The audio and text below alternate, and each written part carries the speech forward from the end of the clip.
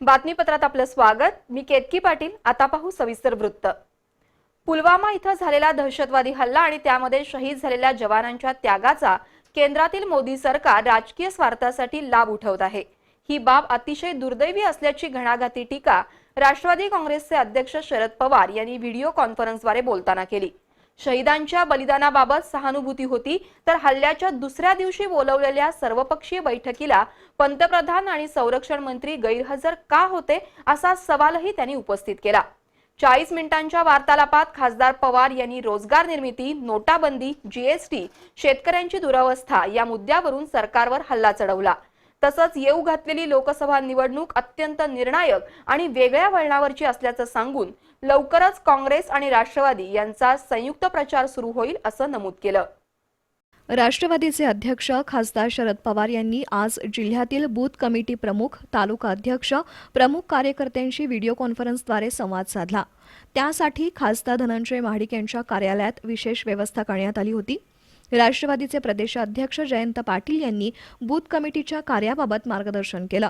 खासदार पवार यांनी आपल्या 40 मिनिटांच्या संवादात गेल्या 5 वर्षात सरकारनं लादलेली नोटाबंदी, त्यामुळे निर्माण झालेली बेरोजगारी, राफेल विमान खरेदीचा संशयास्पद व्यवहार, पुलवामा हल्ला, दुष्काळ, कर्जमाफी अशा अनेक विषयांवर सरकारचा पंचनामा केला।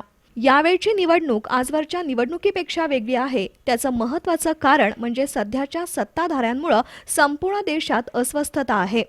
यशवंतराव चव्हाण संरक्षण मंत्री असताना पाकिस्तानला धडा शिकवण्यात आला होता। तसंच इंदिरा गांधी यांनी पाकिस्तानचे 2 तुकडे केले होते। सध्या मात्र परिस्थिती वेगळी आहे। पुलवामा इथं जवानांवर हल्ला झाल्यानंतर देशाला मोठा धक्का बसला। सर्वांमध्ये संतप्त भावना होती। दहशतवाद्यांना धडा शिकवावा अशी भावना देशवासियांमध्ये होती। केंद्र सरकारने या संदर्भातील निर्णय घेण्याची सैन्य दलाला मोकळीक दिली। या हल्ल्यानंतर दुसऱ्या दिवशी सरकारने विरोधी पक्षांच्या प्रमुखांची बैठक बोलावली। त्यावेळी देशाच्या सुरक्षेच्या मुद्द्यावर कोणत्याही प्रकारचं राजकारण आणणार नाही अशी भूमिका आपण मांडली।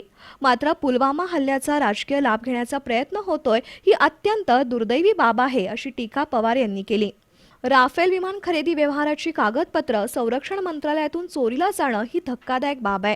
निवडणुकीपूर्वी ना खाऊंगा ना खाने दूंगा अशी घोषणा मोदी यांनी केली, पण राफेलमध्ये प्रचंड मोठा गैरव्यवहार झाल्याचा आरोप पवार यांनी केला। राजीव गांधी यांनी बोफोर्स घोटाळ्याची चौकशी करण्यासाठी संसदीय समिती नेमली होती। मात्र सध्याचं सरकार राफेलबद्दल चौकशी करण्यासाठी का तयार नाही असा प्रश्न पवार यांनी उपस्थित केला। राष्ट्रवादीच्या कार्यकर्त्यांनी सैन्य दलाच्या पाठीशी राहावं असं आवाहन त्यांनी केलं।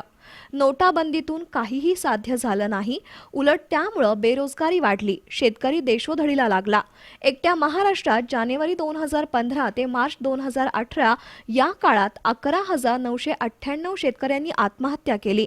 कर्जमाफी योजनेचाही बोजवारा उडालाय अशी टीकाही खासदार पवार यांनी केली। केंद्र आणि राज्य सरकारनं अनेक घोषणा केल्या, पण त्यातून जनतेची फसवणूक झाली आहे। ही बाब सर्वसामान्यांपर्यंत प्रभावीपणे पोहोचवा असं त्यांनी सांगितलं। त्यानंतर राष्ट्रवादीच्या कार्यकर्त्यांनी व्हिडिओ कॉन्फरन्सद्वारे काही प्रश्न विचारले, शेतकऱ्यांच्या अडचणी मांडल्या। 2 कोटी नोकऱ्या उपलब्ध करून देतो असं सरकारनं आश्वासन दिलं होतं। त्याविरोधात प्रचार करण्यासाठी आकडेवारी आणि सरकारी पाहणी अहवाल देण्याची मागणी विद्यार्थी संघटनेच्या कार्यकर्त्यांनी केली। त्यावर खासदार पवार यांनी सविस्तर विवेचन केलं। भाजपच्या राज्यात महिला सुरक्षित नाहीत या मुद्द्यावर बोलताना खासदार पवार म्हणाले, महिलांच्या प्रगतीसाठी आपण राजकीय आरक्षण दिलं होतं, मात्र सध्या परिस्थिती बिघडलेली आहे, ही बाब घराघरात पोहोचवा। काँग्रेस आणि राष्ट्रवादीचे नेते, कार्यकर्ते एकत्रित प्रचार का करत नाहीत असा प्रश्न उपस्थित झाल्यावर खासदार पवार म्हणाले, नांदेड इथून संयुक्त प्रचाराला सुरुवात झाली आहे। यथावकाश दोन्ही पक्षाचे नेते आणि कार्यकर्ते प्रचाराला एकत्र सुरुवात करतील। या कार्यक्रमाला जिल्हाध्यक्ष ए.वाय. पाटील, खासदार धनंजय महाडिक, माजी आमदार के.पी. पाटील, शहराध्यक्ष आर.के. पवार, जिल्हा बँकेचे संचालक बाबासाहेब पाटील असुर्लेकर, जिल्हा चिटणीस अनिल साळोखे, आदिल फरास, संगीता खाडे, रोहित पाटील यांच्यासह बूथ कमिटी प्रमुख उपस्थित होते।